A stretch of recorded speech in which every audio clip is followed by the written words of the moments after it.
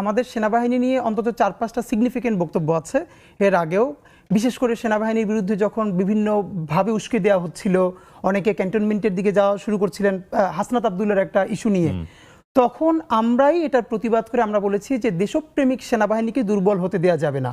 নিশ্চয়ই যেই সেনাবাহিনীরা গুমের সাথে জড়িত ছিল, খুনের সাথে জড়িত ছিল, তাদেরকে বিচার করতে হবে। এবং ধরে ধরে বলেছি যে পিলখানা কমিশনের একদম সুস্পষ্ট যদি প্রতিবেদনটা আসে, এখানে সেনাবাহিনীর অনেক কর্মকর্তা ফেঁসে যাবেন। যদি গুম কমিশনেরটাও আসে তাহলে ফেঁসে যাবেন। কিন্তু এটা কি পুরো বাংলাদেশের সমস্ত সেনাবাহিনীর কর্মকর্তা? না।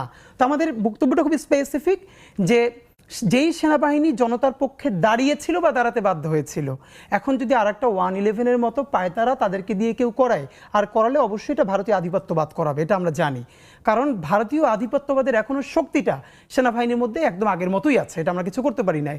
সেই প্রেক্ষাপটে বলেছি, তারা যদি এই প্রচণ্ড জনমতের বিরুদ্ধে গিয়ে যদি ওরকম একটা 111 করতে চায়, আর এই 111কে মানুষ একদম ভারতীয় আধিপত্যবাদের সরাসরি আগ্রাসন হিসেবে মনে করবে, তাহলে জনগণ ক্যান্টনমেন্টের ইট খুলে নিয়ে আসবে। কিন্তু ফ্যাক্ট হলো যে এটা তারা যদি না করে, তাহলে সেই সেনাবাহিনীকে সম্মান করা, তাদেরকে প্রোটেক্ট করা, সেটা বাংলাদেশের সেনাবাহিনী জনগণের সবচেয়ে বড় দায়িত্ব। আর সেনাবাহিনীর প্রধান যেটা বলেছেন, আই থিঙ্ক এটা গত কয়েকদিন ধরে আমাদের এনসিপির কিছু ভাই বন্ধুরা তারা কোট আনকোট সেনাবাহিনীর ব্যাপারে বিভিন্ন কিছুই বলছেন, পলিটিক্যাল বক্তব্য দিচ্ছেন, এটা তাদের ব্যাপার। এবং তিনি যে বক্তব্যটা দিয়েছেন সেনাবাহিনীর প্রধান, তিনি বাহিনীর প্রধান হিসেবে যে বক্তব্যটা দিয়েছেন একদমই ঠিক আছে, কারণ এর চেয়ে আর উনি কী বা বলতে পারেন, সেটা ঠিকই আছে। তো আমার ধারণা ওনার এই বক্তব্যের অ্যাড্রেসিংটা আমাদের এনসিপির সে সমস্ত ভাই বন্ধু যারা বিভিন্নভাবে বিভিন্ন কিছু বলবার চেষ্টা করছেন, তা আমার মনে হয় যে এটা সেটার ব্যাপারেই গেছে। কিন্তু আমরা একটা মজার ব্যাপার আপনাকে বলি যে স্বাভাবিকভাবেই এনএসআই, ডিজিএফআই, বাংলাদেশের যত গোয়েন্দা সংস্থাগুলো আছে, এরা তো যারা বিভিন্ন অ্যাক্টিভিজম করে তাদের সাথে কথা বলে।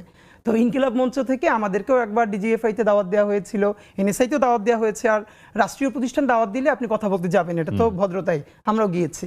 তো আমাদেরকে বলছিল যে মানে আপনারা আসলে যে কাজটা করছেন আমাদের ব্যাপারে বিভিন্ন কিছু জিজ্ঞেস করছিল। তো ফান্ডের ব্যাপারে জিজ্ঞেস করছিল যে আপনারা কীভাবে কি ম্যানেজ করছেন।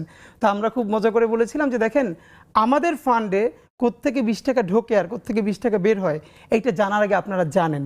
এইটা জেনেই বলছি যে আমরা শতভাগ ক্রাউড ফান্ডিং করি এবং প্রতি মাস শেষে আমরা এখন পর্যন্ত একটা নজির স্থাপন করেছি যে মানুষের কাছ থেকে টাকা তুলে সেটা প্রতি মাসে আবার ব্যাংক, বিকাশ সব স্টেটমেন্ট ওপেন করে দেই।